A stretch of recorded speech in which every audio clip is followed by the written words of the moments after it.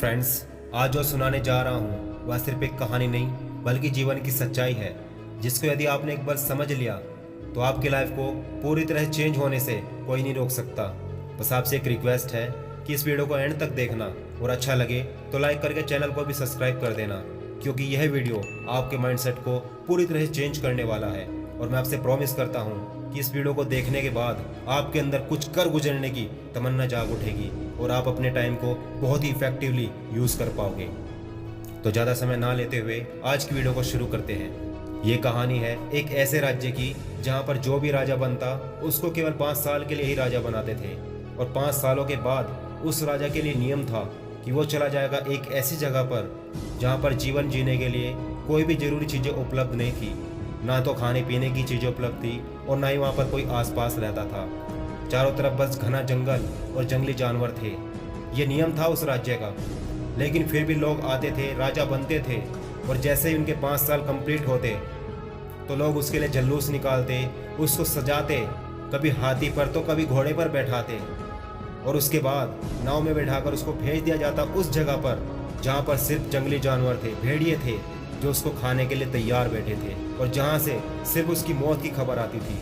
अब लोगों ने यह कर तो दिया, लेकिन राज्य के सभी लोग इस सोच में पड़ गए कि अब राजा किसको बनाया जाए। वो कुछ सालों से एक बहुत ही बुद्धिशाली व्यक्ति के पीछे पड़े हुए थे। वह उनके राज्य का सबसे बुद्धिशाली इंसान था, पर उसे पता था कि 5 सालों के बाद उसका हश्र क्या होगा, इसलिए वह राजा बनने के लिए कभी तैयार ही नहीं था। लेकिन इस बार जब प्रजा के लोग उसके पास पहुंचे तो वह तैयार हो गया। उसने कहा, सबसे पहले मुझे उस जगह पर जाना है जहाँ पर 5 सालों के बाद हर राजा को जाना पड़ता है। और जब वह उस जगह पर पहुंचा तो वहाँ उन राजाओं के कंकाल पड़े हुए थे जो उससे पहले राजा बन चुके थे, और बहुत ही जंगली जानवर थे। कोई रास्ता भी नहीं था, बस चारों तरफ घना जंगल और पेड़ ही पेड़ थे। उसने वहीं से मन बना लिया और वापस आकर कहा कि मैं तुम लोगों का राजा बनने के लिए तैयार हूँ, और 5 साल के बाद उस जगह पर जाने के लिए भी तैयार हूँ जहाँ पर हर राजा को जाना पड़ता है। वह राजा बना, और राजा बनते ही उसने तैयारियां करनी शुरू कर दी, दिमाग लगाना शुरू कर दिया। जिस बुद्धि के लिए वह जाना जाता था वह बुद्धि लगानी शुरू कर दी। वह अपने लोगों के साथ उस खतरनाक जगह पर पहुंचा, और पहले साल में उसने बहुत सारे पेड़ कटवा दिए और रास्ता भी बनवा दिया ताकि आने जाने में कोई प्रॉब्लम ना हो। उसने दूसरे वर्ष में वहाँ से बहुत सारे जंगली जानवरों को हटवा दिया जो जगह को बहुत ही ज़्यादा खतरनाक बनाते थे, जिसकी वजह से जीवन जीना बिल्कुल भी संभव नहीं था। उसने तीसरे साल में वहाँ पर खेती बाड़ी भी करवानी शुरू कर दी, जिससे वहाँ पर खाने पीने का भी बंदोबस्त हो गया। उसने चौथे वर्ष में वहाँ पर सड़कें बनवाई और कुछ बिल्डिंग्स भी बनवा दी जहाँ पर अलग अलग राज्यों से आकर लोग रहने लगे। जीवन जीने के लिए अब वहाँ पर सभी चीज़ें उपलब्ध हो चुकी थी।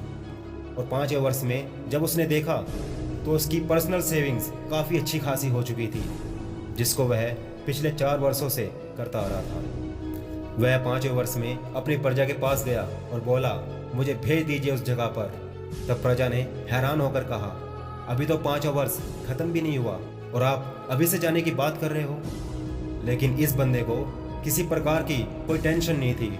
उल्टा इस बंदे के अंदर जोश था, जुनून था, उस जगह को लेकर एक्साइटमेंट थी, रुचि थी कि मुझे वहाँ पर जाना है। और जैसे ही 5 वर्ष कंप्लीट हुए तो प्रजा के लोग उसके पास आए और उसको कहा, आपके जाने का समय आ चुका है। प्रजा को यह सब देखने में बहुत मजा आता था कि हर बार राजा का मुंह कैसा हो जाता है जब भी उसके जाने का वक्त आ जाता।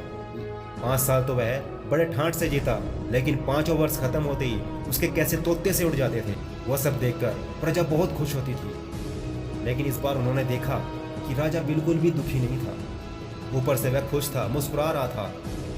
तब प्रजा ने उससे पूछा कि आप इतने खुश क्यों हो? आप जा रहे हो उस जगह पर जहाँ पर खाने पीने का बंदोबस्त तक नहीं है, और वहाँ पर इतने सारे जंगली जानवर भी हैं। तब राजा ने मुस्कुराते हुए जवाब दिया, तुम्हें क्या लगता है मैंने 5 साल तक सिर्फ राजपाट ही किया? नहीं, मैंने 5 साल तैयारी की।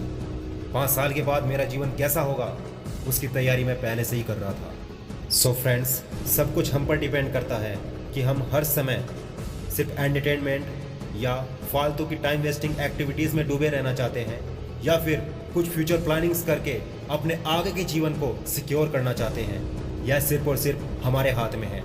किसी शायर ने भी क्या खूब कहा है कि पूरा कर लेता है वो अपना हर मकसद, पूरा कर लेता है वो अपना हर मकसद जो बंदा वक्त का पाबंद होता है। मैं चाहता हूँ कि आप भी अपने जीवन के हर मकसद को पूरा करो।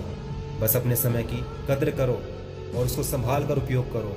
फिर देखो आपका आने वाला कल कितना खूबसूरत होगा।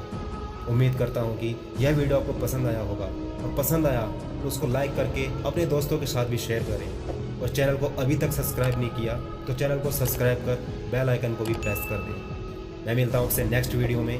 तब तक खुश रहिए, मोटिवेट रहिए। जय हिंद, वंदे मातरम।